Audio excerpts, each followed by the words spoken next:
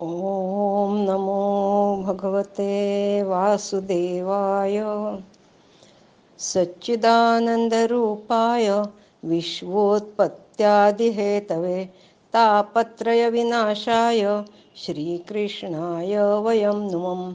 यं प्रव्रजन्तं नुपेतं पेतकृत्यं द्वैपायनो विरहकातर आजुहाव पुत्रेति तन्मयता तरवोऽभिनेदु स्तं सर्वभूतहृदयं मुनिमानतोऽस्मि। हरि ओम. श्रीमद्भागवत पुराणम प्रथम स्कंध अध्याय पहिला. महामुनी व्यास निर्मित या श्रीमद्भागवत पुराणात मोक्षापर्यंत कोणतीही कामना नसलेल्या परमधर्माचे निरूपण केले आहे. ते आधिभौतिक, आधिदैविक व आध्यात्मिक अशा तीनही तापांना मुळापासून नाहीसे करणारे असून परमकल्याण करणारे आहे. ज्यावेळी पुण्यवान पुरुष या शास्त्राच्या श्रवणाची इच्छा करतात त्यावेळी भगवान विनाविलंब त्याच्या हृदयात स्थिर होतात. या विश्वाचा जन्म परमात्म्यापासून होतो. हे विश्व त्याच्याच आधारावर चालते व त्याच्यातच नाहीसे होते. तोच विश्वाचा उपादान कारण आहे. त्याने सत्वगुणरूप तेज, रजोगुणरूप जल आणि तमोगुणात्मक पृथ्वी स्वतःपासून निर्माण केली. त्या परमात्मा सत्तेमुळे विश्व सत्य वाटते. म्हणून भक्तांच्या मनातील या मायेचा अंधकार जोपर्यंत पूर्ण नाहीसा करतो, त्या एकमेव द्वितीय परमसत्य परमात्म्याचे आपण ध्यान करावे. श्रीमद भागवत वेदरूपी कल्पवृक्षाचे पिकलेले जड आहे. निमिषारण्य. शौनकांनी एकदा ब्रह्मदेवांना पुराणांविषयी विचारणा केली. तेव्हा ब्रह्मदेवांनी त्यांना एक मनोमय चक्र दिले व त्या चक्रामागोमाग जायला सांगितले व असेही सांगितले की हे चक्र ज्या प्रदेशात मोडेल त्या प्रदेशात कलीचा कधीही प्रादुर्भाव होणार नाही. त्या चक्राची नेमी ज्या स्थानी मोडून पडली ते स्थान नैमिषारण्य म्हणून प्रसिद्ध झाले. हे स्थान भगवान विष्णू व देवता यांचे परमपुण्य ठिकाण होय. आजही या ठिकाणी भागवत ऐकायला मिळणे भाग्याचे समजतात. ऋषींनी सूत महोदयांना एकदा विचारले, कलियुगात जन्मलेल्या लोकांचे परमकल्याण होईल असे निश्चित साधन कोणचे? भगवान श्रीकृष्ण यांनी वासुदेव देवकीपासून जन्म कशाला घेतला? जो आपल्या लीलांनीच अवतार धारण करतात. या श्रीहरींच्या मंगलमय कथांचे आता आपण वर्णन करावे अशी आमची विनंती आहे. तसेच धर्मरक्षक, ब्राह्मण भक्त असे योगेश्वर भगवान श्रीकृष्ण स्वधामाला गेल्यावर धर्म कोणास शरण गेला तेही आम्हाला सांगावे. हरि ओम. प्रथम स्कंध अध्याय दुसरा. भगवत कथा आणि भगवत भक्तीचे महात्म्य. वेदांचे तात्पर्य असे सांगितले आहे की त्याने श्रीकृष्ण प्राप्ती होते. शिवाय योग, यज्ञ व कर्म पण त्यासाठीच असतात. कोणतेही लौकिक वैदिक कर्म कर्तव्य नसलेल्या व संन्यास घेतलेल्या शुकांनी आपले वडील व्यास यांच्या हाकांनाही उत्तर दिले नाही, कारण ते भगवंतांच्याच ध्यानात होते. अशा शुकमुनींना नमस्कार. आध्यात्मिक ज्ञान देणारे श्रीमद भागवत पुराण संसाररूपी अंधारातून बाहेर येण्याची इच्छा असणाऱ्या संसारी लोकांना ज्यांनी सांगितले त्या व्यासपुत्र शुकाचार्यांना नमस्कार. श्रीमद भागवताचे श्रवण करण्यापूर्वी आपण पुरुषश्रेष्ठ नरनारायणांना, सरस्वती देवींना व श्री व्यास ऋषींना नमस्कार करावा. जे केल्याने भगवान श्रीकृष्णांच्या ठायी भक्ती उत्पन्न होते तोच मनुष्याचा सर्वश्रेष्ठ धर्म होय. कारण ही भक्ती उत्पन्न झाली की निष्काम ज्ञान व वैराग्याचा आविर्भाव तात्काळ होतो. धर्माचे योग्य पालन केल्यावरही जर भगवंताविषयी अथवा त्यांच्या कथांविषयी प्रेम उत्पन्न होत नसेल तर ते धर्मपालन म्हणजे व्यर्थ श्रम होत. धर्माचे फळ मोक्ष आहे. धन धर्मासाठी आहे. भोगविलास हे धर्माचे फळ मानलेले नाही. भोगविलासाचा हेतू हा जीवन निर्वाह आहे. तत्वजिज्ञासा हे जीवनाचे फळ आहे. कर्म करून स्वर्गप्राप्ती होणे हे नव्हे. तत्वचा अर्थच ज्ञाता व ज्ञेय म्हणजे जाणणारा व जे जाणायचे आहे ते. या भेदांनी रहित अद्वितीय असे ज्ञान, त्यालाच कोणी ब्रह्म, कोणी परमात्मा तर कोणी भगवान म्हणतात. ज्ञान वैराग्ययुक्त भक्तीनेच परमात्म्याचा अनुभव येतो. वर्ण व आश्रमानुसार योग्य धर्माचरण केल्यास भगवान प्रसन्न होतात, म्हणजेच त्याने पूर्ण सिद्धी प्राप्त होते. मात्र एकाग्र चित्ताने भगवंतांचे श्रवण, कीर्तन, ध्यान व पूजन केले पाहिजे. तसंच भगवान स्वयं ऐकणाऱ्याच्या हृदयात त्याने स्थिर होतात. भक्ताच्या अशुभ वासना भगवंत नष्ट करतात आणि श्रीकृष्णांच्या ठायी चिरस्थायी प्रेम निर्माण होते. मन रजोगुण व तमोगुण रहित होऊन चित्त सत्वगुणांमध्ये स्थिर होते.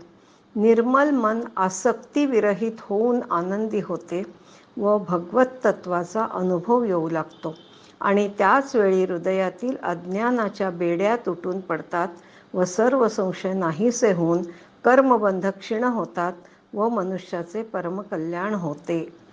हरिओम. प्रथम स्कंध अध्याय 3. भगवंतांच्या अवतारांचे वर्णन. जेव्हा प्रजा दैत्यांच्या अत्याचाराने व्याकुळ होते, तेव्हा युगायुगात अनेक रूपे धारण करून भगवंत प्रजेचे रक्षण करतात. भगवंतांच्या दिव्य जन्मांची कथा रहस्यमय वाटावी अशीच आहे. सृष्टीच्या प्रारंभी भगवंतांना लोकनिर्मितीची इच्छा उत्पन्न झाली, तेव्हा त्यांनी महतत्व आदींपासून 10 इंद्रिये, पंचमहाभूते आणि 1 मन अशा 16 कलांनी युक्त पुरुषरूप धारण केले. भगवंतांच्या विराट रूपातच त्यांच्या अंगप्रत्यंगातून सर्व लोकांची कल्पना केली आहे. तेच भगवंतांचे विशुद्ध असे सत्यमय श्रेष्ठ रूप आहे. त्यांच्या नाभी सरोवरातून प्रगट झालेल्या कमलापासून अधिपती ब्रह्मदेव उत्पन्न झाले. भगवंतांचे जे पुरुषरूप आहे त्यालाच नारायण म्हणतात. पुढे यातूनच सर्व अवतार प्रगट होतात. अवतार पहिला.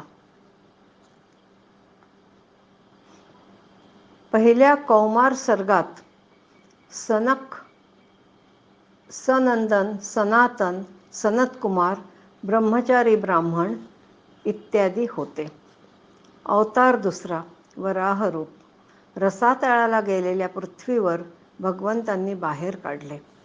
अवतार तिसरा नारद मुनी. कर्म करूनच कर्मबंधनातून मुक्ती मिळते हे शिकवणारे नारद मुनी.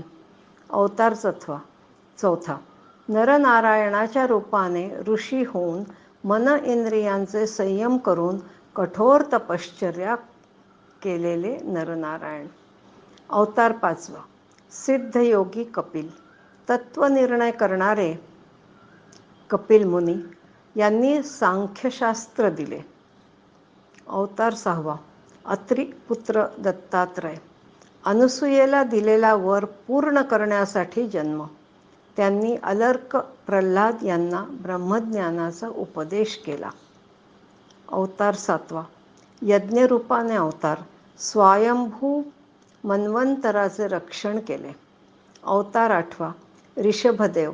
सर्व आश्रमाच्या लोकांना वंदनीय असणारा परमहंस मार्ग दाखवला. अवतार नववा पृथुराजा. पृथ्वीतून सर्व औषधी उत्पन्न केल्या. अवतार दहावा मत्स्यरूप. त्रैलोक्य समुद्रात बुडत असताना पृथ्वीरूपी नौकेत बसून वैवस्वत मनूचे रक्षण केले. अवतार अकरावा कासवरूप. समुद्रमंथनाच्या वेळी मंदाचल पर्वताला आपल्या पाठीचा आधार दिला. अवतार बारावा धन्वंतरी रूप. अमृत घेऊन समुद्रातून प्रगट झाले. अवतार तेरावा मोहिनीरूप. दैत्यांना मोहित करून त्यांनी देवांना अमृत पाजले. अवतार चौदावा नरसिंह रूप. हिरण्यकशिपूचा वध करून देवांचे मोठे भय नाहीसे केले. अवतार 15वा वामन रूप. अदितीच्या सर्वात लहान पुत्राच्या रूपात जन्म घेऊन बळीकडून 3 पावले जमीन दान मागून पृथ्वी लोकाला मुक्त केले. अवतार 16वा परशुराम अवतार. राजे लोक ब्राह्मणांचा द्वेष करणारे झाले होते म्हणून पृथ्वीला भार झालेल्या क्षत्रियांचा 21 वेळा यांनी संहार करून पृथ्वीला निक्षत्रिय केले. अवतार 17वा व्यासरूप. वेदरूपी वृक्षाच्या अनेक शाखा तयार केल्या व्यासांनी. अवतार 18वा राम अवतार. या अवतारात सेतुबंधन, रावणवध इत्यादी शौर्य लीला केल्या. अवतार 19वा बलराम. श्रीकृष्णांच्या बरोबरीने पृथ्वीवरील दुष्टांचा भार कमी केला. अवतार 20वा श्रीकृष्ण. अगाध लीला करून पृथ्वीला संपन्न केले. कलियुगात मगध देशात बुद्धावतार होईल व कलियुग समाप्तीच्या काळात यश नावाच्या ब्राह्मणाच्या घरी कल्की रूपाने भगवान अवतार घेतील. जेव्हा जेव्हा प्रजा दैत्यांच्या अत्याचारांनी व्याकुळ होते तेव्हा तेव्हा युगायुगात अनेक रूपे धारण करून भगवंत प्रजेचे रक्षण करतात. भगवंतांचे शरीर अव्यक्त व सूक्ष्म आहे. यात आत्म्याचा प्रवेश झाला की त्याला जीव म्हणतात व या जीवांनाच वारंवार जन्म घ्यावा लागतो. भगवंत आपल्या लीलेनेच सृष्टीची उत्पत्ती, पालन व संहार करतात, पण त्यात आसक्त होत नाहीत. आपण त्यांच्या लीलांना ओळखूच शकत नाही. भगवंतांविषयी आत्मभाव ठेवून त्यांचेवर अनन्य प्रेम केल्यास जन्म मरण रूप संसारात परत यावे लागत नाही. भगवान वेदव्यासांनी हे वेदतुल्य भगवतचरित्राने परिपूर्ण असे भागवत पुराण लिहिले आहे. यात सर्व वेद व इतिहासाचे सार संग्रहित आहे. हे अत्यंत प्रशंसनीय व कल्याणकारी महापुराण आहे. हरि ओम. प्रथम स्कंध अध्याय 4. वेदनिर्मिती व महर्षी व्यासांचा असंतोष. 4 युगांपैकी तिसरे म्हणजेच द्वापार युग चालत असताना महर्षी पराशरांपासून वसुकन्या सत्यवतीच्या पोटी योगी व्यास यांचा जन्म झाला. महर्षी व्यासांना अचूक दूरदृष्टी होती. ते भूतकाळ व भविष्यकाळ जाणत होते. समाजातील धर्मभ्रष्टतेमुळे भौतिक वस्तूंची शक्ती क्षीण होऊन समाज श्रद्धाहीन व शक्तिहीन होत असल्याचे त्यांना जाणवले. म्हणून त्यांनी अग्निष्टोमादी वेदोक्त कर्मांनी लोकांचे हृदय शुद्ध होते हे जाणून यज्ञांचा विस्तार करण्यासाठी एकाच वेदाचे 4 विभाग केले. पहिला ऋग्वेद यांचे पहिल्यांनी अध्ययन केले. दुसरा सामवेद, गायनात विद्वान अशा जैमिनींनी अध्ययन केले. यजुर्वेद एकमात्र वैशंपायनांनी यांचे अध्ययन केले.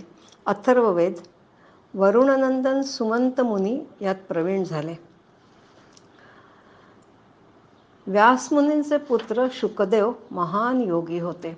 ते आपपरभाव विरहित, संसार निद्रेतून जागे झालेले व नेहमी परमात्म्यात स्थित असणारे होते. त्यांना समदृष्टी होती, म्हणजे त्यांची दृष्टी शुद्ध होती. इतिहास व पुराणांमध्ये सुतांचे वडील रोमहर्षण पारंगत होते. पुढे या ऋषींनीही आपापल्या वेदांचे इतर अनेक भाग पाडले. ज्यांना वेदांचा अधिकार नाही अशांसाठी व्यासमुनींनी महाभारत या इतिहास ग्रंथाची निर्मिती केली. पण भगवंतांची प्राप्ती करून देणाऱ्या धर्माचे निरूपण करण्यासाठी जो परमहंसांना व भगवंतांनाही प्रिय आहे अशा भागवत धर्मासाठी काय करता येईल असा विचार व्यासमुनी करत होते.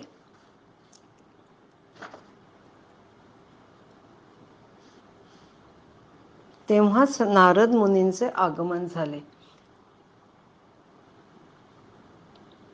त्यांना व्यासांनी प्रश्न विचारला. अभिमन्यू पुत्र परीक्षित भगवंतांचे श्रेष्ठ भक्त होते.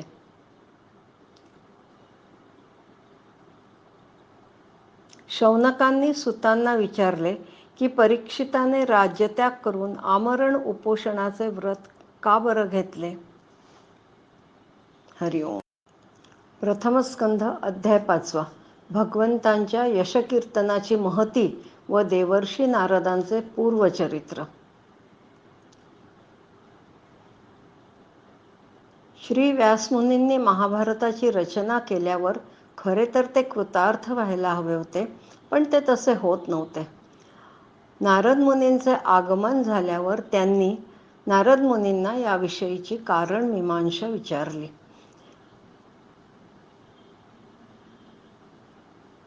तेव्हा नारदांनी त्यांची समजूत घातली व म्हणाले, सर्व काही करूनही भगवंतांच्या निर्मल यशाचे गुणगान केले नाही. एवढेच नाही तर त्या लीलांचे स्मरणही केले नाही.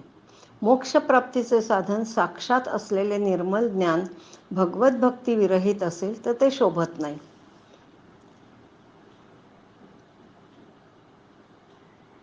म्हणून तुम्हाला कृतार्थ वाटत नाहीये. ज्याच्यापासून या जगताची उत्पत्ती, स्थिती व लय होते ते भगवंतच या विश्वाच्या रूपाने आहेत. तरीही ते आपल्यापासून अलिप्त आहेत. विद्वानांचे म्हणणे असे आहे की मनुष्याने केलेले तप, वेदाध्ययन, यज्ञाने अनुष्ठान, स्वाध्याय, ज्ञान व ध्यान व दान या सर्वांचा एकमात्र उद्देश हाच आहे की पुण्यकीर्ती भगवान श्रीकृष्णांचे गुण व लीला यांचे वर्णन केले जावे. नारद पुढे म्हणाले, वर्षा व शरद ऋतुकालात श्रीहरींच्या मंगलमय यशाचे संकीर्तन दिवसातून 3दा केल्याने चित्तातील रजोगुण व तमोगुण नाहीशी करणारी शक्ती हृदयात उदय पावू लागते. सर्व कर्मे पुरुषोत्तम भगवान श्रीकृष्णांना समर्पित करणे हेच संसारातील त्रिविध तापांवर एकमात्र औषध आहे. त्या योगे त्याचे कर्मपणच नाहीसे होते. भगवंतांच्या प्रसन्नतेसाठी केलेल्या कर्मातूनच परमभक्तियुक्त ज्ञानाची प्राप्ती होते.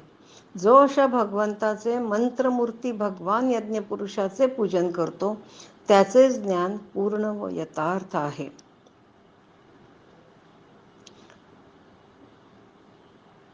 नारद म्हणाले, भगवंतांच्या आज्ञेचे पालन केल्यामुळेच तर मला आत्मज्ञान प्राप्त झाले, शिवाय ऐश्वर्य व भक्ती पण प्राप्त झाली. सांसारिक दुःखामुळे व्यथित झालेल्याची व्यथाही भगवंत कीर्तीच्या गुणगानाने नाहीशी होते. या प्रकारे नारद मुनींनी व्यास मुनींना उपदेश केला. हरिओम. प्रथम स्कंध अध्याय 6. देवर्षी नारदांचे पूर्वचरित्र. नारद मुनींच्या पूर्वजन्मी ते एका वेदसंपन्न ब्राह्मणाच्या दासीचा मुलगा होते. ते अगदी 5 वर्षांचे असतानाच चातुर्मास व्यतीत करणाऱ्या योगींची सेवा करण्याची संधी त्यांना मिळाली. या योगींच्या सत्संगामुळेच व योगींच्या अनुग्रहामुळे त्यांना रोज श्रीकृष्ण कथा ऐकायला मिळाली. कारण ते योगी रोज लीलागान पारायण करायचे. ते महात्मे निघून गेल्यानंतर थोड्याच दिवसात नारद मुनींच्या आईचे सर्पदंशाने निधन झाले. तेव्हा ते घरातून बाहेर पडले व उत्तरेच्या दिशेने जाऊ लागले. एकदा एका निर्मनुष्य अरण्यात पिंपळाच्या झाडाखाली बसून हृदयस्थ परमात्म्याचे ध्यान करत असताना त्यांच्या भक्तिभावपूर्वक मनाला ध्यानातच भगवत प्राप्तीची इच्छा झाली व त्यांच्या डोळ्यातून अश्रुधारा वाहू लागल्या. हळूहळू त्यांच्या हृदयात भगवंत प्रगट झाले. त्या दर्शनाने त्यांचे सर्वांग पुलकित झाले व हृदय अत्यंत शांत झाले. नारद मुनींना ध्येय वस्तूचे भानही राहिले नाही, पण सर्व शोकांचे नाश करणारे भगवंतांचे ते अनिर्वणीय रूपही एकाएकी नाहीसे झाले. नारद मुनी अत्यंत निराश होऊन ध्यान सोडून उठून उभे राहिले. पुन्हा पुन्हा प्रयत्न करूनही ते रूप दिसेना, म्हणून ते अत्यंत व्याकुळ झाले. त्याच वेळी मधुर पण धीर गंभीर वाणीने भगवंत म्हणाले, ज्यांच्या पूर्ण वासना नष्ट झालेल्या नाहीत त्यांना माझे दर्शन होऊ शकत नाही. संतांच्या केलेल्या सेवेने तुझी चित्तवृत्ती माझ्यात स्थिर झाली होती, पण आता जेव्हा तुझे हे मलिन शरीर त्याग करशील तेव्हा तू माझा पार्षद होशील. तुझ्या दृढ निश्चयाने तुझी या जन्मीची स्मृती टिकून राहील. असे म्हणून भगवंत स्तब्ध राहिले. त्यांना मस्तक लववून नमस्कार करून नारद मुनी भगवंतांच्या अत्यंत रहस्यमय अशा मंगलनामाचे कीर्तन करीत, त्यांच्या चरित्राचे स्मरण करीत मृत्यूच्या प्रतीक्षेत पृथ्वीवर भ्रमण करू लागले. त्यांची आसक्ती पूर्णपणे नाहीशी होऊन ते श्रीकृष्ण पारायण झाले. नारद मुनींची प्रारब्ध कर्मे संपल्यावर जेव्हा शुद्ध भागवत पार्षद शरीर प्राप्त होण्याची वेळ आली, तेव्हा पंचमहाभूतांनी बनलेले त्यांचे हे शरीर पडले. 1000 चतुर्युगी संपल्यावर जेव्हा ब्रह्मदेव जागे होऊन सृष्टी निर्माण करू लागले, तेव्हा त्यांच्या इंद्रियातून मरीची आदी ऋषींबरोबर नारद मुनी पण प्रगट झाले. तेव्हापासून तिन्ही लोकात ते निर्धास्तपणे संचार करीत असतात. भगवत भजन हेच त्यांच्या जीवनाचे व्रत असून भगवंतांनी दिलेल्या स्वरब्रह्म विभूषित वीणेवर तान छेडीत ते भगवंतांच्या लीलांचे गायन करीत सर्वत्र संचार करतात. नारद मुनींच्या चित्तात हृदयात सदैव भगवंतांचाच वास असतो. भगवंतांच्या लीलांचे कीर्तनच संसार सागरातून पार करून देणारे जहाज आहे. काम आणि लोभाच्या तडाखाने वारंवार विदीर्ण झालेले हृदय श्रीकृष्ण सेवेने शांतीचा अनुभव घेते. अशा प्रकारे आपल्या जन्मसाधनेचे रहस्य सांगून नारद मुनींनी व्यास मुनींची अनुमती घेऊन वीणा वाजवत तेथून स्वच्छंदाने विचरण करण्यासाठी निघून गेले. नारद मुनींच्या भजनाने त्रितापांनी पोळलेले जगही आनंदित होते. हरिओम. प्रथम स्कंध अध्याय 7. नारद मुनी निघून गेल्यावर व्यास मुनींनी सरस्वती नदीच्या पश्चिम तटावर शम्याप्रास नावाच्या आश्रमात बसून मन एकाग्र केले व पवित्र मनाने आदिपुरुष परमात्मा व त्याच्या आश्रयाने राहणाऱ्या मायेला पाहिले. याच मायेने मोहित होऊन मूलतः जीव तिन्ही गुणांच्या पलीकडील असूनही आपल्याला त्रिगुणात्मक मानतो व त्यामुळे होणाऱ्या अनर्थांना भोगतो. भगवंतांची भक्ती हे एकच या अनर्थांच्या निराकारणाचे प्रत्यक्ष साधन आहे. हे संसारी लोकांना समजण्यासाठीच व्यास मुनींनी श्रीमद भागवताची रचना केली. केवळ याच्या श्रवणाने भगवान श्रीकृष्णांप्रती परमप्रेममय भक्ती निर्माण होऊन जीवाचे शोक, मोह व भय नष्ट होतात.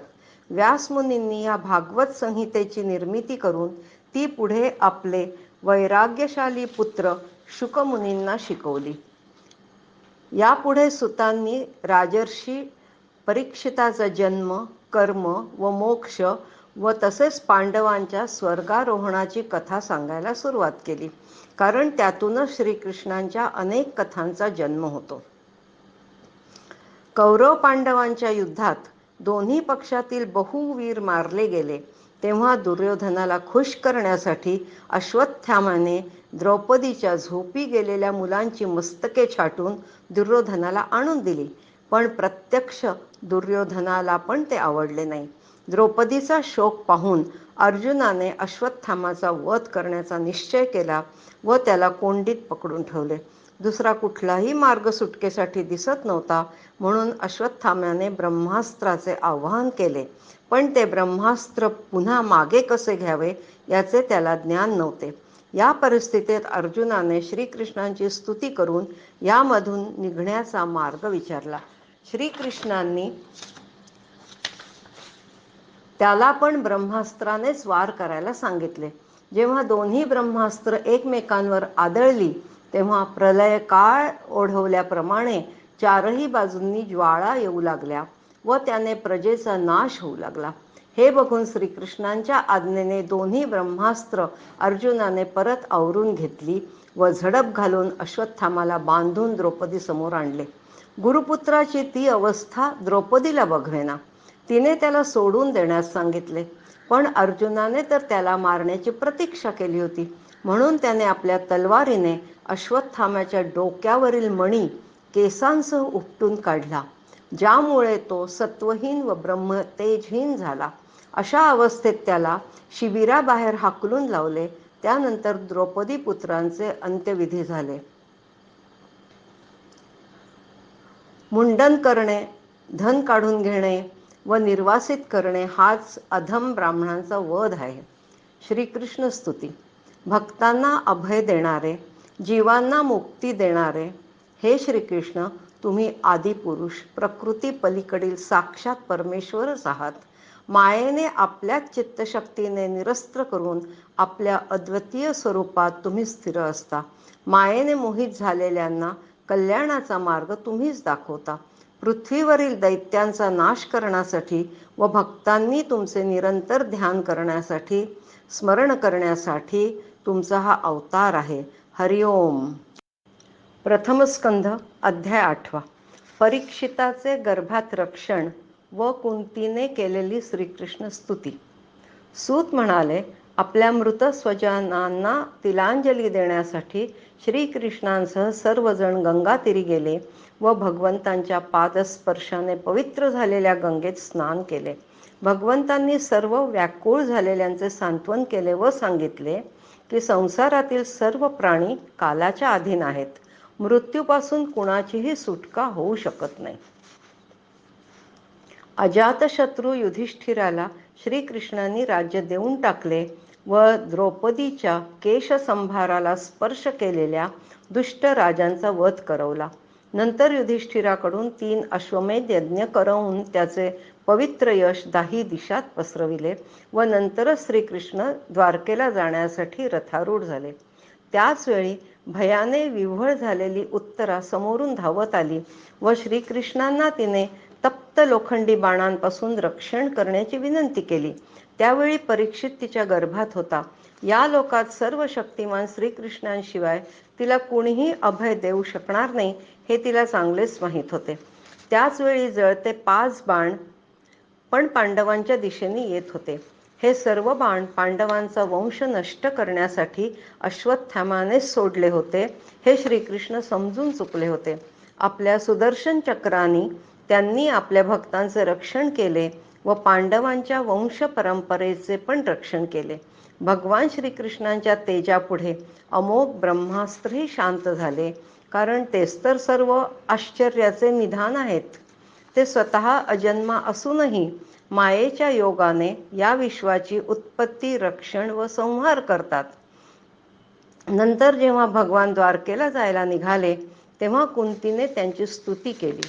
स्तुती करताना ती म्हणाली, भगवान सर्व जीवांच्या आत व बाहेर असूनही आपण प्रकृतीच्या पलीकडील आदिपुरुष परमेश्वर असल्यामुळे तुम्हाला इंद्रिये व वृत्तीने पाहता येत नाही. ते मायेच्या पडद्याने झाकलेले असल्यामुळे प्रत्यक्ष पाहूनही मंदबुद्धीचे लोक त्यांना ओळखू शकत नाही.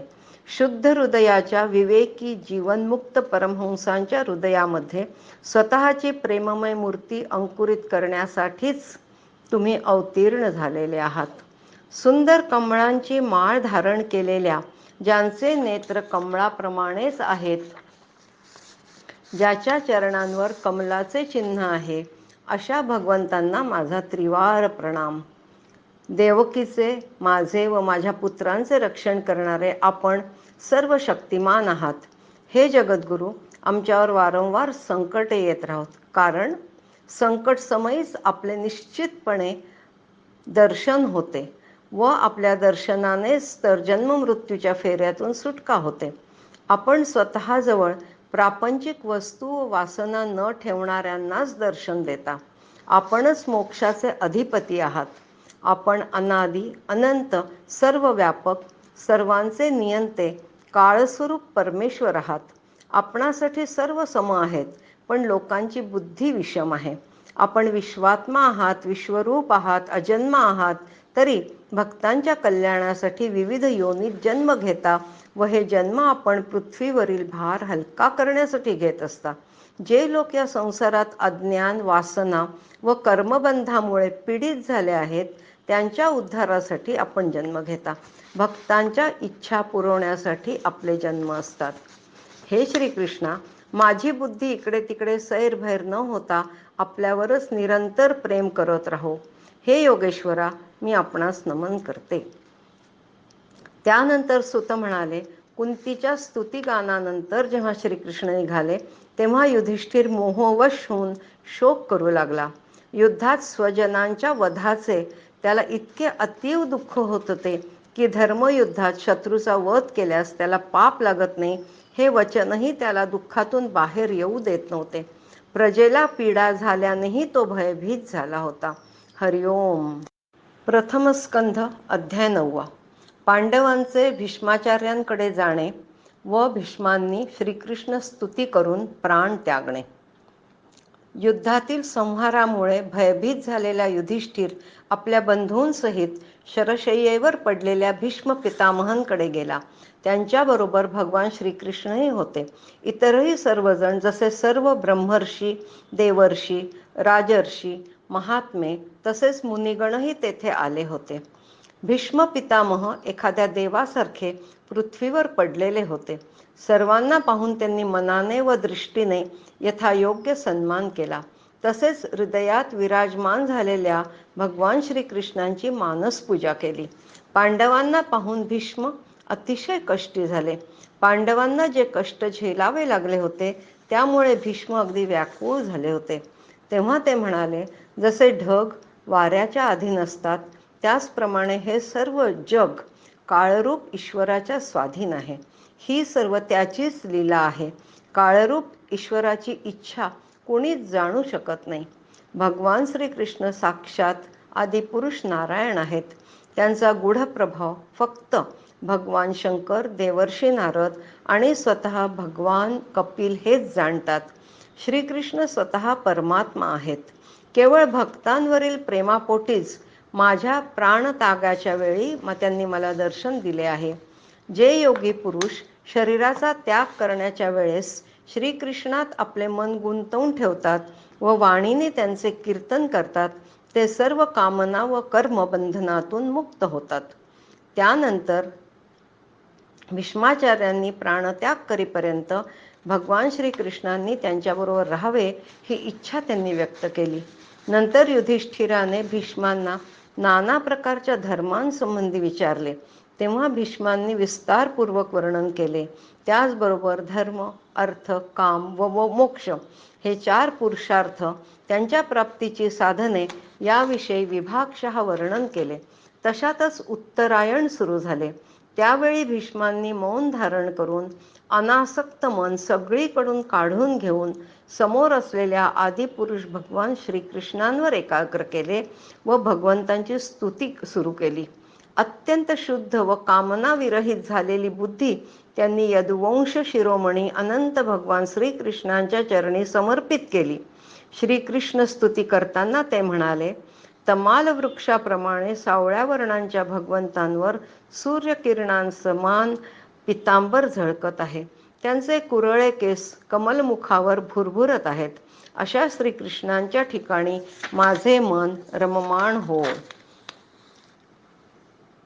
अर्जुनाची इच्छा पूर्ण होण्यासाठी ज्यांनी आपला रथ दोन्ही सेनांमध्ये आणून केवळ दृष्टीने शत्रुपक्षाच्या सैनिकांचे आयुष्य हिरावून घेतले त्या श्रीकृष्णांवर माझे परमप्रेम निर्माण हो. गीतेच्या रूपाने आत्मविद्येचा उपदेश करून अर्जुनाच्या अज्ञानाचा ज्यांनी नाश केला त्या परमपुरुष श्रीकृष्णावर माझी प्रीती जडो. माझी प्रतिज्ञा सफल होण्यासाठी युद्धात शस्त्र ग्रहण न करण्याची आपली प्रतिज्ञा मोडून रथाचे चाक हातात घेऊन माझ्यावर झेप घेतली, पण मी मात्र त्यांच्यावर शरसंधान केले. असे श्रीकृष्णच माझे एकमेव आश्रयस्थान असो. मरणासन्न झालेल्या माझी त्यांच्या प्रतीच प्रीती निर्माण हो. श्रीकृष्ण अंतर्धान पावल्यावरही ज्या गोपी त्यांच्या रासलीलेत रममाण होऊन तन्मय झाल्या होत्या त्या श्रीकृष्णांवरच माझे प्रेम राहो. युधिष्ठिराच्या राजसूय यज्ञात ज्या दर्शनीय भगवान श्रीकृष्णांची अग्रपूजा झाली होती त्या श्रीकृष्णांना माझे नमन. भगवान श्रीकृष्णांना मी भेदरहित होऊन प्राप्त झालो आहे. अशा प्रकारे भीष्मांनी आपले मन, वाणी व दृष्टी यांच्या कृतींनी आत्मस्वरूप भगवान श्रीकृष्णांमध्ये स्वतःला लीन करून घेतले. त्यांचे प्राण तिथेच विलीन झाले व अनंत ब्रह्मात ते लीन झाले. त्यांची अंत्यक्रिया करून पांडव हस्तिनापुरास गेले व धृतराष्ट्र व गांधारी यांचे सांत्वन केले. नंतर युधिष्ठिराने आपल्या साम्राज्याचे धर्माने पालन करण्यास सुरुवात केली. हरिओम. प्रथम स्कंध अध्याय 10. श्रीकृष्णांचे द्वारकेला गमन. धार्मिक शिरोमणी महाराज युधिष्ठिरांनी भीष्म व श्रीकृष्ण यांनी केलेल्या उपदेशानुसार साऱ्या पृथ्वीचे शासन केले. त्यांच्या राज्यात सर्वच बाबतीत सुबत्ता होती. अगदी कशाचीही कमतरता नव्हती. पुढील काही महिने पांडवांसोबत राहून श्रीकृष्ण द्वारकेला जायला निघाले.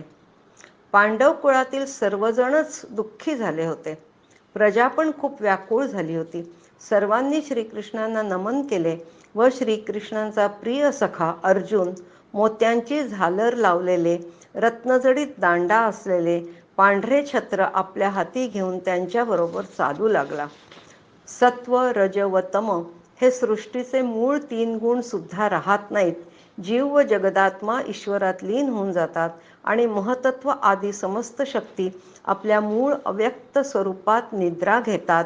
त्या श्रीकृष्णांनी नामरूपाची, त्याच्या निर्माणाची इच्छा व्यक्त केली. तसेच व्यवहारासाठी म्हणून वेद आदी शास्त्रांची रचना केली. ते हे श्रीकृष्ण साक्षात परब्रह्म आहेत. त्यांच्याच भक्तीने अंतःकरणाची पूर्ण शुद्धी होऊ शकते. तेच अद्वितीय परमात्मा आहेत. ते आपल्या लीलेने जगताची निर्मिती, पालन, पोषण तसेच संहार करतात, पण त्यात आसक्त होत नाहीत. जगाच्या कल्याणासाठी जे युगायुगांमध्ये अनेक अवतार धारण करतात, त्या भगवंत श्रीकृष्णांना माझा नमस्कार. या तऱ्हेने सर्वांनी त्यांच्यावर स्तुतिसुमने उधळली. अजातशत्रू युधिष्ठिराने श्रीकृष्णांबरोबर चतुरंग सेना दिली व स्वतः बरेच अंतर त्यांच्याबरोबर चालत गेले.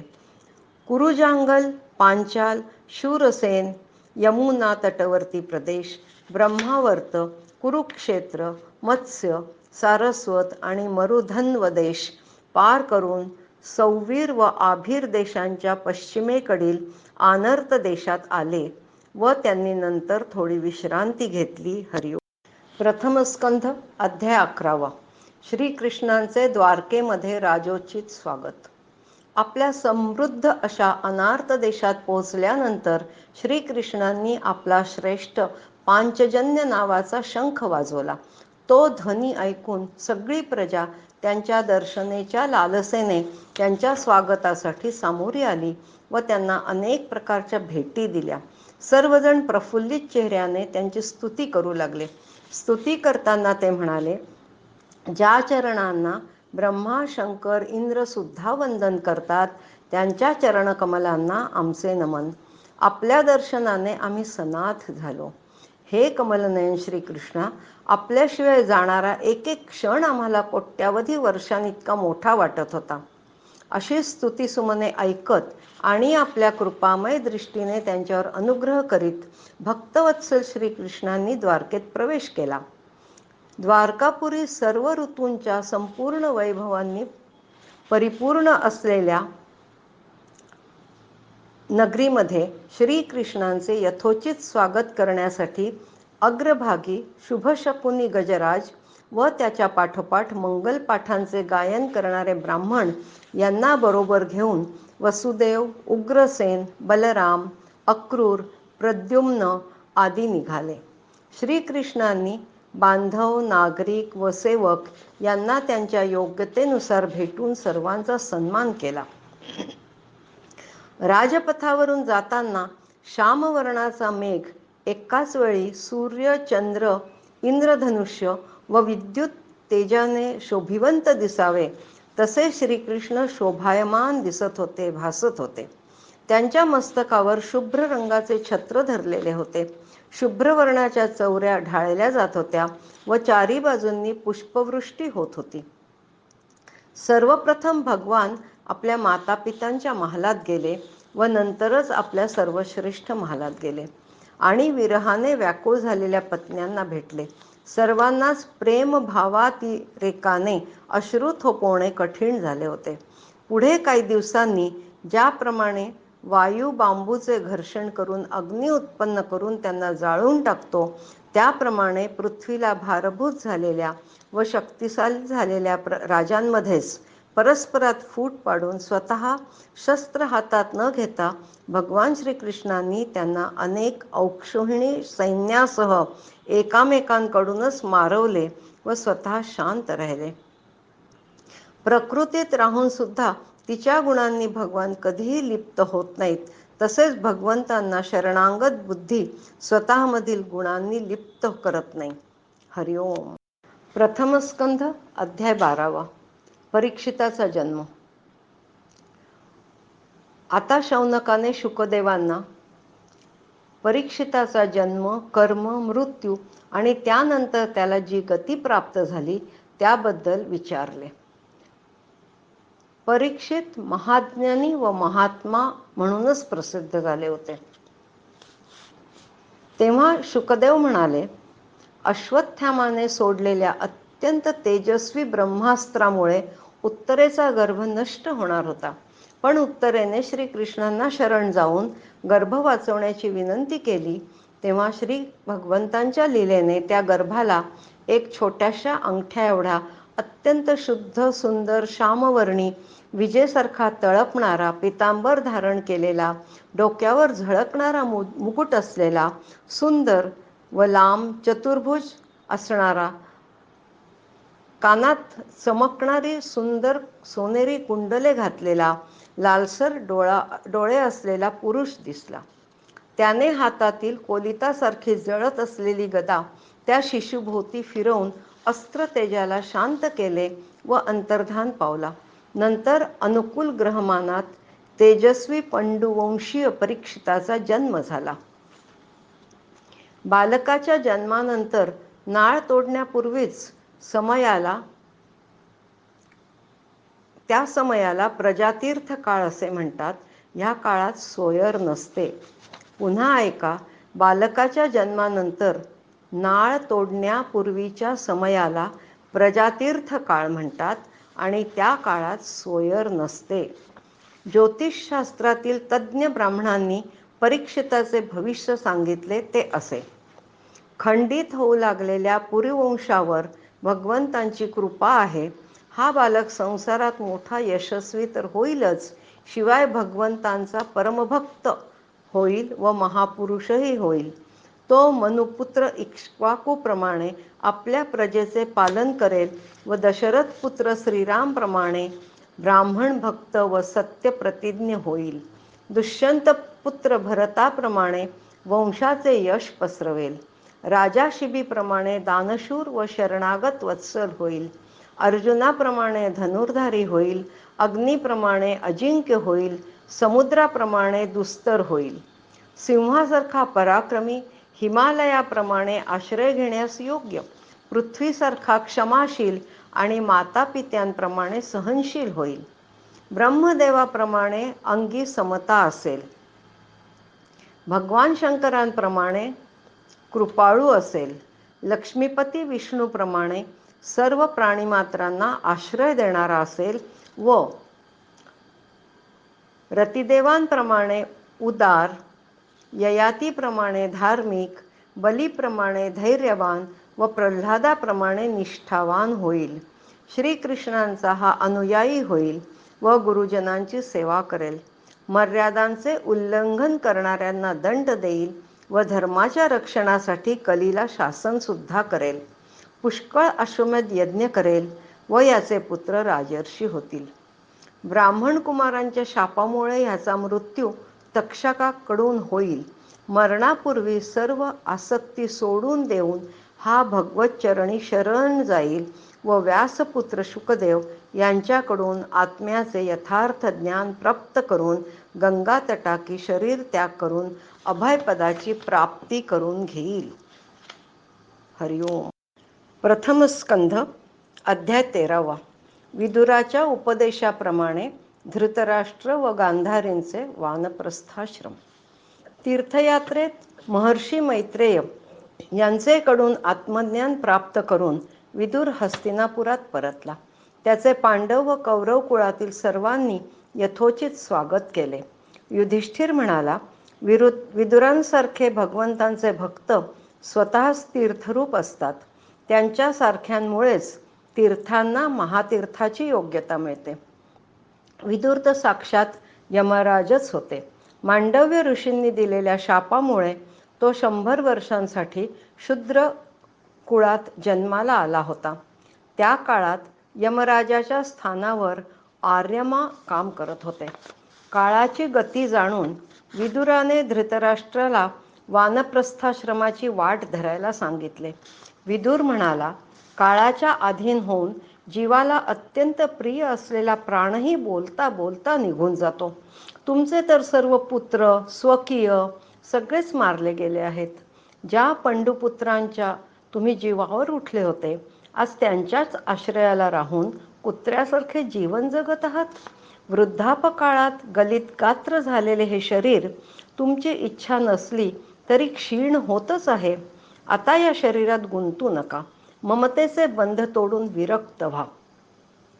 असे म्हणून विदुर पुढे असेही म्हणाला, आपल्या सगे सोयऱ्यांना न कळत जो शरीराचा त्याग करतो तोच खरा धीर पुरुष म्हटला जातो. जो आपले अंतःकरण वश करून घेऊन हृदयात भगवंताला धारण करून संन्यास घेण्यास घराबाहेर पडतो तोच उत्तम पुरुष होय. आपण आपल्या कुटुंबियांच्या नकळत उत्तराखंडाकडे निघून जा, कारण यापुढील काळ मनुष्याचा गुण कमी करणारा असेल. विदुराच्या सांगण्यावरून धृतराष्ट्र बंध पाश सोडून जायला निघाले, तेव्हा गांधारी सुद्धा त्यांच्या पाठोपाठ निघाली.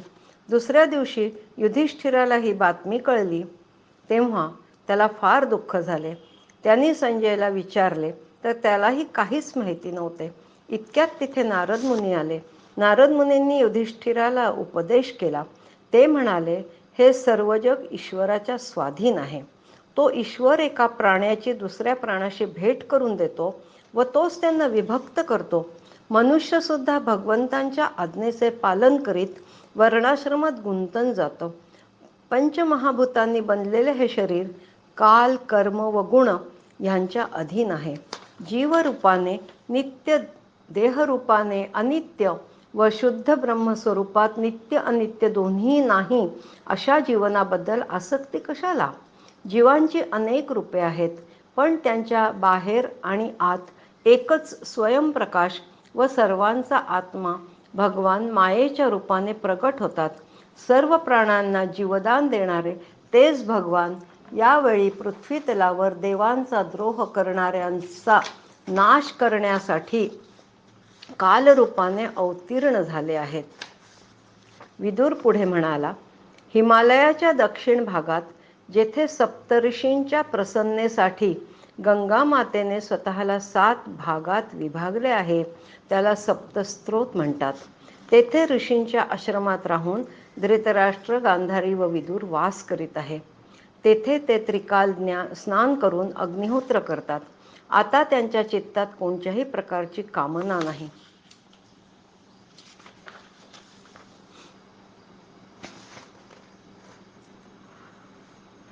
सहाही इंद्रियांना विषय वासनेतून मागे खेचून फक्त भगवंतांचीच धारणा केल्याने त्यांचे तम, रज व सत्व गुणांचे दोष नाहीसे झाले आहेत. सर्व कर्मांचा संन्यास करून वठलेल्या वृक्षाप्रमाणे ते राहत आहेत. आता तू त्यांच्या मार्गात विघ्न आणू नको. आजपासून 5व्या दिवशी ते आपल्या शरीराचा त्याग करतील व जळून भस्म होऊन जातील. त्याप्रमाणे धृतराष्ट्र व साध्वी गांधारी यांचे जीवन समाप्त झाले व पुढे विदुर तीर्थयात्रेला निघून गेला. विदुराचा उपदेश ऐकून युधिष्ठिराने शोकाचा त्याग केला. प्रथम स्कंध अध्याय 14. अपशकुनांमुळे युधिष्ठिराचे शंकित होणे व अर्जुनाचे द्वारकेहून आगमन होणे, या 2 गोष्टी ह्या अध्यायात दिसणार आहेत. कलियुगात काळाची गती भयंकर होऊन ज्यावेळी जो ऋतू असायला पाहिजे तो असत नाही आणि त्याच्या क्रियाही उलट्या होऊ लागतात. लोक क्रोधी, लोभी व असत्यवचनी असतात.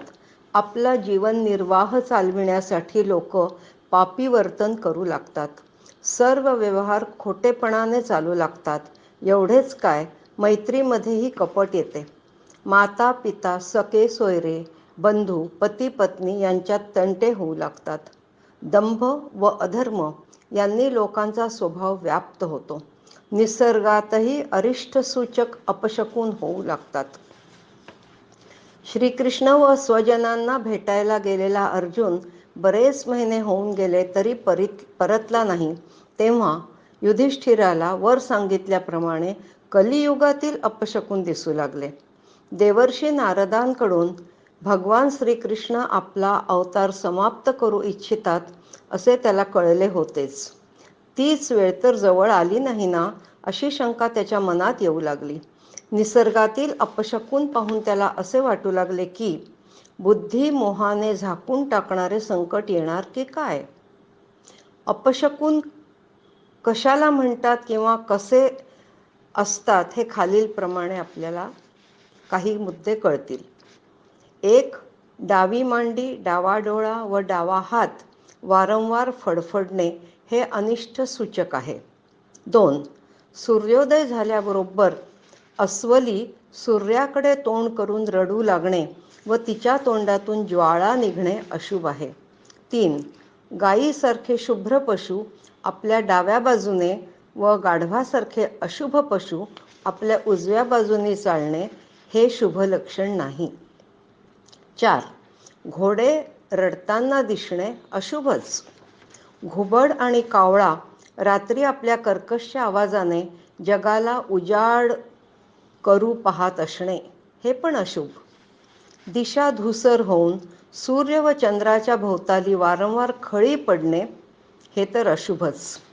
पृथ्वीवर पर्वतांसह भूकंप होणे, जोरजोराने ढग गडगडून चहूकडे विजा पडणे अशुभ. शरीराला झोंबणारा व धुळीने अंधार पसरविणारा झंझावात वाईटच. आकाशात ग्रहांची टक्कर होणे व सतत आगी लागणे हे तर फार अशुभ. वासरे दूध पित नाहीत, गायी दूध न देता गोठ्यात अश्रू ढाळतात हे अशुभ लक्षणच.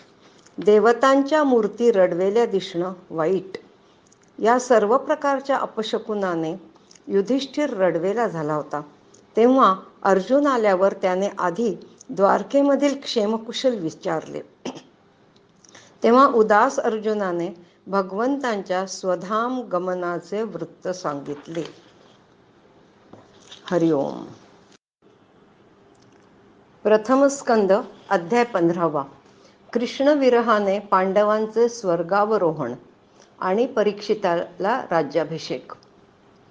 श्रीकृष्ण विरहाने कष्टी झालेला अर्जुन श्रीकृष्णांप्रतीच्या प्रेमाच्या उत्कंठेने व्याकुळ झाला होता. भगवंतांबरोबरीची मित्रता, अभिन्न हृदयता आणि प्रेमयुक्त व्यवहारांच्या आठवणींनी अर्जुन अत्यंत कष्टी झाला होता. प्राण निघून गेल्यानंतर जसे हे शरीर मृत म्हणून ओळखले जाते, तसेच श्रीकृष्णांच्या वियोगाने हे जग त्याला असुंदर वाटू लागले. इतके दिवस श्रीकृष्णांच्या कृपेने आयुष्यात घडलेले यशस्वी प्रसंग आठवून तो दुःखी होत होता. तो म्हणाला, भगवान श्रीकृष्ण फक्त माझा सखा, प्रिय मित्रच नव्हे तर माझे हृदयही होते. जसे राखेत टाकलेली तुपाची आहुती किंवा कपटाने केलेली सेवा आणि रेताड जमिनीत पेरलेले बीज नष्ट होते, तसेच श्रीकृष्णांखेरीज माझे जीवन शून्यवत झाले आहे. देश, काल व हेतूला अनुसरून भगवंतांनी केलेला उपदेश मानसिक ताप शांत करणारा होता व आजही त्या उपदेशाच्या स्मरणाने चित्त हरवून जाते. याप्रमाणे अत्यंत प्रेम भरल्या अंतःकरणाने भगवान श्रीकृष्णांच्या चरणांचे चिंतन करता करता अर्जुनाच्या चित्तवृत्ती अत्यंत निर्मल व शांत झाल्या. त्याच्या बुद्धीतील सर्व विकार नष्ट झाले. ब्रह्मज्ञानाच्या प्राप्तीने मायेचे आवरण नष्ट होऊन त्याला गुणातीत अवस्था प्राप्त झाली. द्वैताबद्दलच्या संशयाची निवृत्ती झाली. सूक्ष्म शरीर भंग पावले व तो शोकापासून आणि जन्म मृत्यूच्या चक्रातून कायमचा मुक्त झाला. भगवान स्वधामाला गेल्यावर युधिष्ठिराने स्वर्गारोहण करण्याचा निश्चय केला. कुंतीनेही अनन्य भक्तियुक्त अंतःकरणाने आपले हृदय भगवान श्रीकृष्णामध्ये स्थिर केले व या जगाचा कायमचा निरोप घेतला. श्रीकृष्णांनी ज्या दिवशी आपले शरीर अंतर्धान करून अवतार संपवला त्याच दिवशी कलियुग टपकले. हे सर्व पाहून युधिष्ठिराने महाप्रस्थान करण्याचा निर्णय घेतला. परीक्षिताला त्यांनी सम्राट पदावर बसविले. मथुरेत अनिरुद्ध पुत्र वज्र याचा अभिषेक केला. आपली सर्व वस्त्रे अलंकार इतकेच नाही तर ममता व अहंकार रहित होऊन सर्व बंधनातून युधिष्ठिर मुक्त झाला. नंतर त्याने वाणीला मनात, मनाला प्राणात, प्राणाला अपनात व अपानाला त्याच्या क्रियेसह मृत्यूत आणि शेवटी मृत्यूला पंचमहाभूत शरीरात विलीन केले. नंतर त्याने शरीराला त्रिगुणात, त्रिगुणाला मूळ प्रकृतीत, मूळ प्रकृतीला आत्म्यामध्ये व आत्म्याला अविनाशी ब्रह्मात विलीन केले. नंतर परब्रह्माचे ध्यान करीत म्हणजे हृदयामध्ये ध्यान करून उत्तर दिशेकडे युधिष्ठिर निघाले. त्यांच्या पाठोपाठ त्यांचे लहान बंधूही निघून गेले. भगवान श्रीकृष्णांच्या चरणकमलांची प्राप्ती करून घेणे हाच आपला परमपुरुषार्थ आहे असे जाणून त्यांनी तेच चरण आपल्या हृदयात धारण केले होते आणि बुद्धी विशुद्ध होऊन ते भगवंतांच्या सर्वोत्तम स्वरूपात स्थिर झाले. विदुरानेही आपल्या शरीराचा प्रभास क्षेत्रात त्याग केला. द्रौपदी ही अनन्य प्रेमाने भगवान श्रीकृष्णांचे चिंतन करीत करीत त्यांच्याशी एकरूप झाली. हरिओम. प्रथम स्कंध अध्याय 16. परीक्षिताचा दिग्विजय व धर्म आणि पृथ्वीचा संवाद. पांडवांच्या महाप्रयाणानंतर भगवंतांचा परमभक्त गुणी राजा परीक्षित योग्य प्रकारे पृथ्वीचे पालन करू लागला. त्याने उत्तराची कन्या इरावतीशी विवाह केला. त्याने कृपाचार्यांना आचार्य नेमून गंगा तटकिनारी 3 अश्वमेध यज्ञ केले. ज्या यज्ञात प्रत्यक्ष देवतांनी प्रगट होऊन आपापला भाग ग्रहण केला. एकदा कलीला गायी व बैलांची आगळीक करताना परीक्षिताने पाहिले. तेव्हा मोठ्या धैर्याने त्याने कलियुगाला पकडून शासन केले. दिग्विजयासाठी निघालेल्या परीक्षिताने प्रत्येक ठिकाणी आपल्या पूर्वज महात्म्यांची यशोगाथाच ऐकली. त्या सर्व यशोगानांमध्ये श्रीकृष्णांचा महिमाच प्रगट होत असे. जसे अत्यंत प्रेमामुळे भगवान श्रीकृष्णांनी पांडवांचे सारथ्य केले, त्यांचे सभासद झाले, शिबिरावर पहारा दिला, मित्र तर ते होतेच पण ते दूतही झाले इत्यादी गोष्टी त्याला समजत होत्या. एकदा परीक्षिताच्या शिबिराजवळ एक आश्चर्यकारक घटना घडली. धर्म बैलाच्या रूपात तर पृथ्वी गायीच्या रूपात होती. दोघेही जण श्रीकृष्ण निजधामास गेल्यापासून अतिशय कष्टी झाले होते. पृथ्वीवर काहीही विधिनिषेध राहिला नव्हता.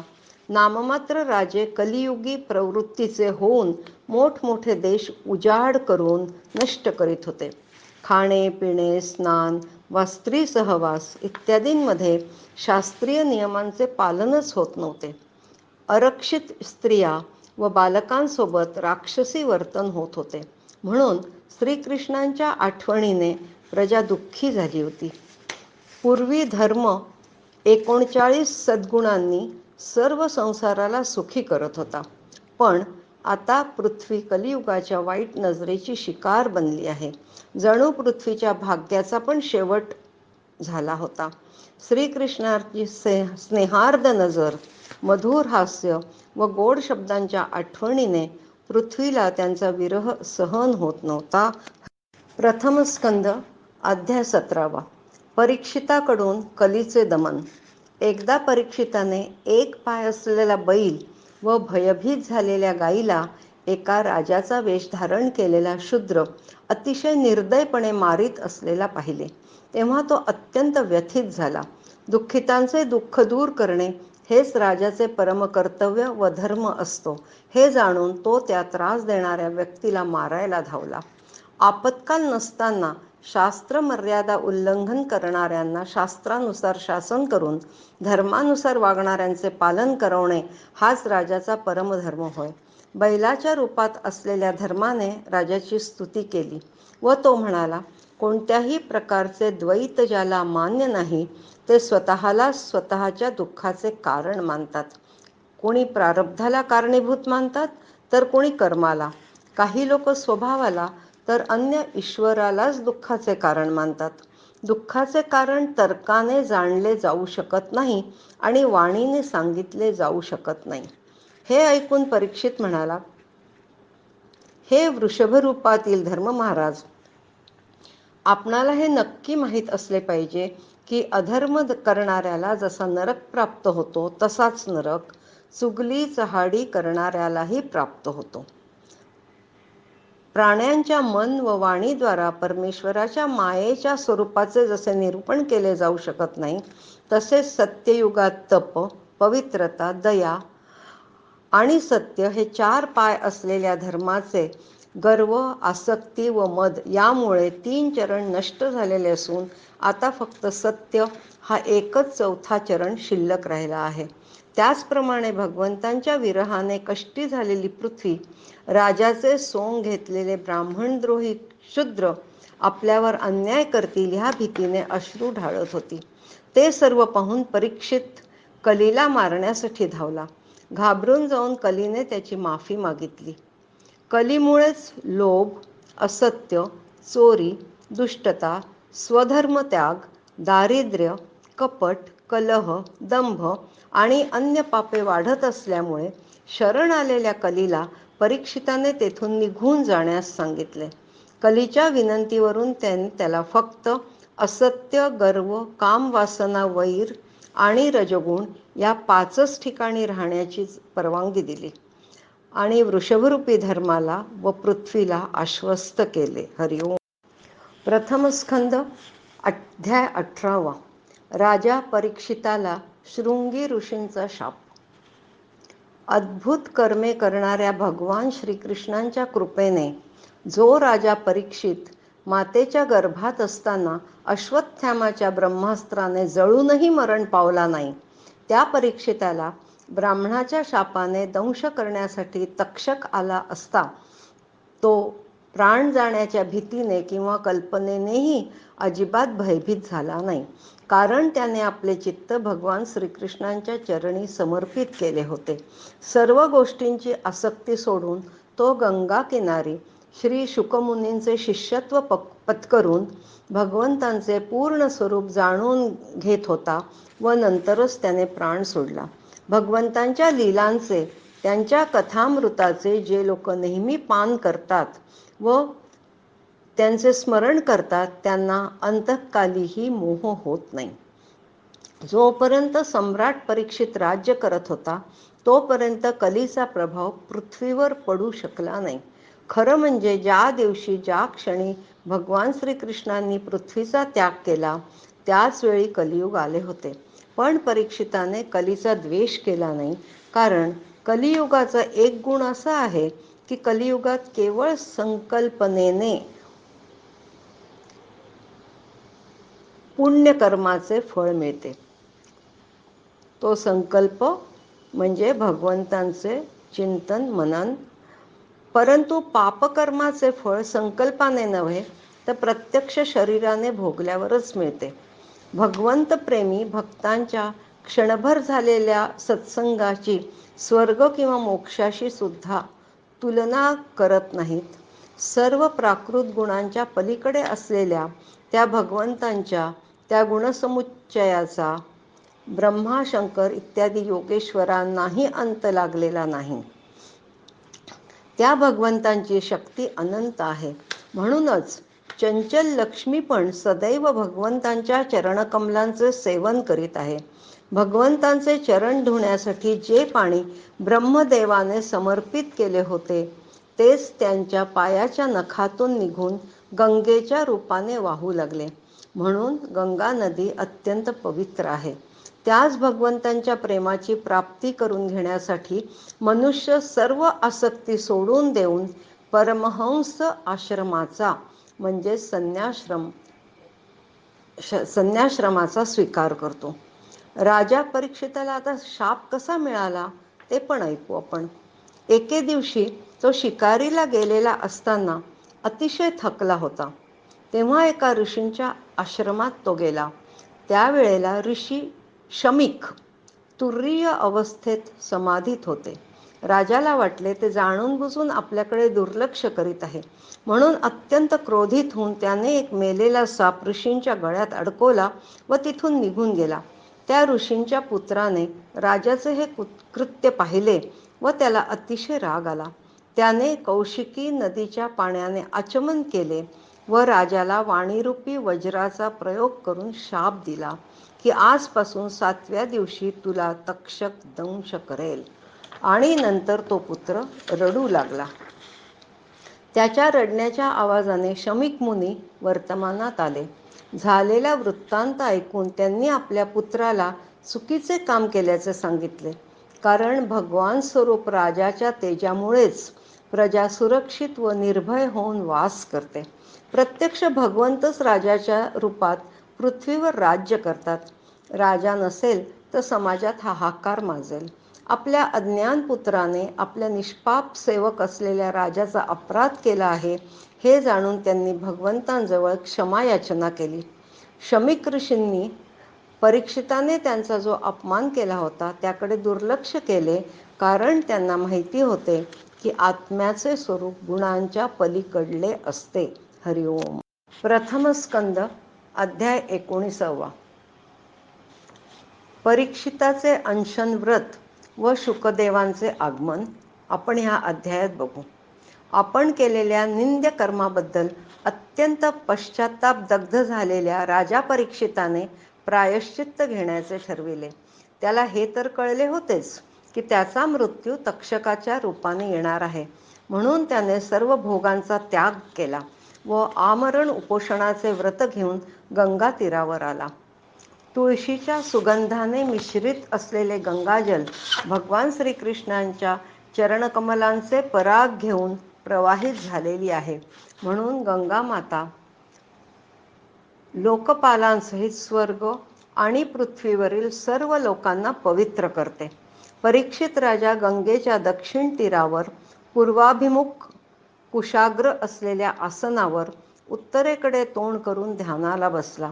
त्याचवेळी विभिन्न गोत्रांचे प्रमुख मुख्य ऋषी पण तेथे उपस्थित झाले. भगवान व्यास, देवर्षी नारद हे पण आले. तेव्हा राजा परीक्षिताने आपण केलेल्या निंदित कर्माबद्दल त्यांना सांगून म्हटले की आता त्याने त्याचे चित्त भगवतचरणी समर्पित केले आहे व त्या सर्व ऋषीमुनींनी व गंगा मातेने त्याच्यावर अनुग्रह करावा. पुढे त्यांनी अशीही इच्छा व्यक्त केली की कर्मवश ज्या ज्या योनीत त्याला पुढे जन्म घ्यावे लागतील त्या त्या जन्मी त्याची फक्त श्रीकृष्णांवरच प्रीती असावी. तसेच महात्म्यांचा संग त्याला नेहमी घडावा ही त्याची इच्छा होती. तेव्हा संतुष्ट झाल्याने देव समुदाय आकाशातून पुष्पवृष्टी करू लागले. तिथे असलेल्या सर्व ऋषीमुनींनी पण निश्चय केला की जोपर्यंत परीक्षित आपल्या नश्वर देहाचा त्याग करत नाही तोपर्यंत ते सर्वजण तिथेच राहतील. परीक्षित राजाने मुनींना खालील प्रमाणे प्रश्न विचारले. पहिला प्रश्न त्याचा हा होता की सर्वांसाठी सर्व अवस्थांमध्ये आणि विशेष करून मृत्यूजवळ आलेल्याने करण्यायोग्य विशुद्ध काम कोणते. दुसरा प्रश्न होता अशा वेळी मनुष्याने काय ऐकावे. तिसरा प्रश्न कोणता जप करावा. चौथा प्रश्न होता कोणते कर्म करावे. पाचवा प्रश्न त्याने विचारला कोणाचे स्मरण करावे वा कोणाचे भजन करावे. सहावा प्रश्न होता कशाचा त्याग करावा. हे प्रश्न ऐकल्यावर आत्मानुभूतीमुळे संतुष्ट असलेले व्यासपुत्र शुकदेव तिथे प्रगट झाले. त्यांचे वय अवघे 16 वर्षे होते व ते अत्यंत सुकुमार दिसत होते. शुकमुनींचे आगमन होताच सर्व उपस्थित त्यांचा सन्मान करण्यासाठी आपापल्या आसनांवर उठून उभे राहिले. परीक्षिताने मस्तक लववून त्यांची आत्मनिवेदनपर पूजा केली. मग शुकमुनी आसनस्थ झाले. तेव्हा परीक्षिताने त्यांना पण विचारले की आसन्न मरण माणसाने काय केले असता त्याला मोक्ष मिळतो. तेव्हा सर्व धर्मांचे मर्म जाणणारे व्यासपुत्र शुकदेव त्यांना उत्तर देत होते. त्या परीक्षिताच्या प्रश्नांना उत्तर आता आपण पुढच्या स्कंधात पाहू. विशेषतः मृत्यूजवळ असताना मनुष्याने काय काय केले पाहिजे या सम्राट परीक्षिताच्या प्रश्नाला शुकमुनींनी अत्यंत विस्तारपूर्वक उत्तर दिले. ते आपण पुढील स्कंधात पाहू. हरिओम.